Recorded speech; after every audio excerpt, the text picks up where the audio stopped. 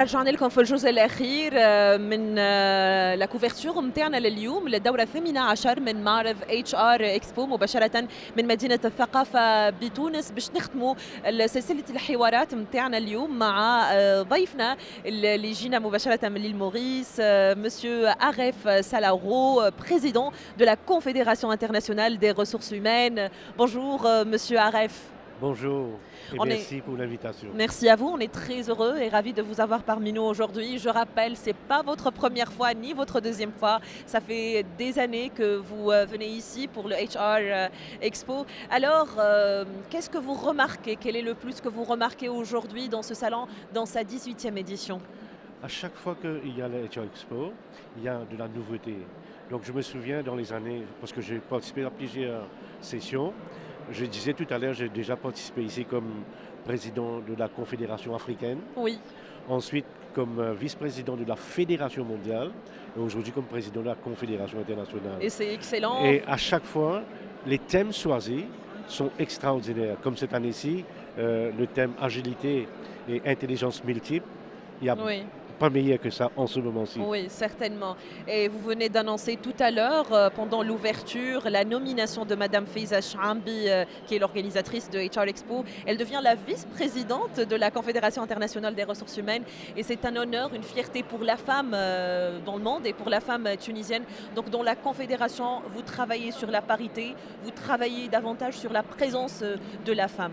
Exactement, oui. Nous aussi, nous sommes très honorés d'avoir Madame Chanbi, Faiza Chanbi. Pendant mes passages ici en Tunisie, à chaque fois, j'ai vu comment elle est très active dans le domaine promotion de la fonction.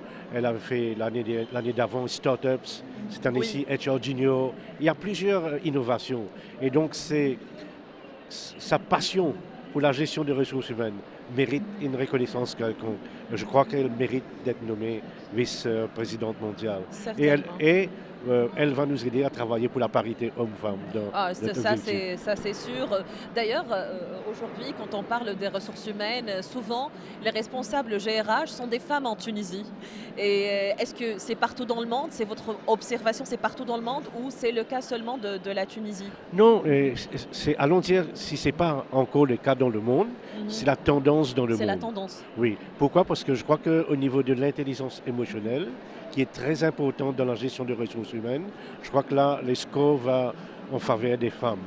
Oui. Et ceci dit que je suis plutôt partant pour l'égalité. Ça veut dire qu'on ne doit pas comme ça essayer de favoriser une personne seulement parce qu'elle est une femme, mais elle n'est pas compétente. Ouais, elle doit le mériter, exactement, bien évidemment. Elle doit le mériter, oui. Elle doit le mériter. Donc tant que c'est comme ça, je suis tout à fait content. Oui. C'est bon. Aujourd'hui, il y a plusieurs panels. D'ailleurs, tout à l'heure, il va y avoir un panel sur la motivation, l'engagement de bien-être pour une performance globale. On va parler aussi des intelligences multiples, etc. Quel est le message que vous véhiculez aujourd'hui aux personnes qui nous écoutent, qui ne sont pas là maintenant, mais qui peuvent être là pour saisir les opportunités qu'offre le HR Expo?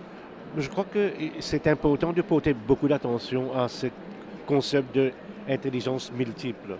Vous savez, auparavant, lorsque quelqu'un faisait très bien en boxe, on lui disait le génie. Oui. Mohamed Ali. Oui, Mohamed Ali. Quelqu'un en gymnastique, Nadia Kovaneski, faisait très bien, on dit voilà une génie. Comme ça, lorsqu'il y avait Beethoven, on dit une génie de la musique, Mozart, Molière, génie, des génies.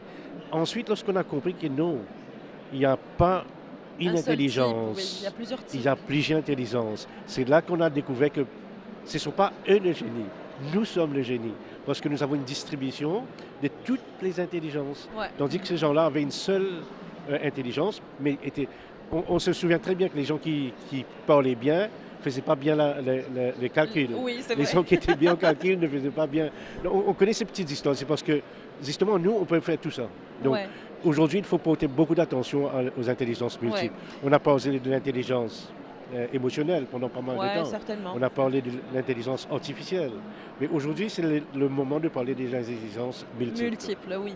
Je vais profiter de votre présence aujourd'hui. On parle de l'ère de l'intelligence artificielle qui offre plusieurs opportunités à plusieurs personnes, plusieurs entreprises, etc.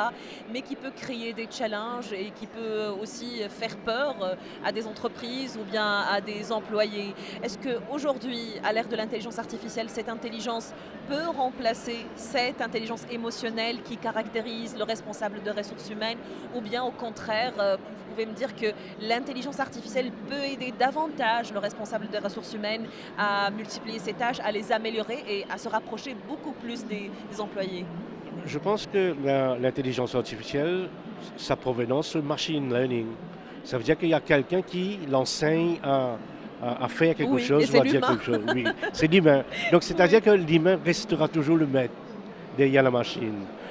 L'intelligence artificielle, ça fait peur. Il y a pas mal de jobs qui vont disparaître. Les jobs qu'on dit répétitifs, Ouais. ils vont disparaître. Ils vont être pris par la machine ou Mhm. l'intelligence artificielle. Mais je crois que ce qui est plus important, c'est que ce sera l'homme qui aura toujours la créativité, l'esprit d'harmonisation, etc. Donc, allons dire que en éliminant pas mal de jobs, l'intelligence artificielle créa beaucoup de nouveaux jobs. Donc c'est votre vision des choses. Aujourd'hui, les recruteurs, par exemple, parfois, ils font face à des profils très intéressants, mais qui peuvent être facilement remplaçables par l'intelligence artificielle. Quand on est RH face à ce challenge, comment on se comporte, comment on prend la décision?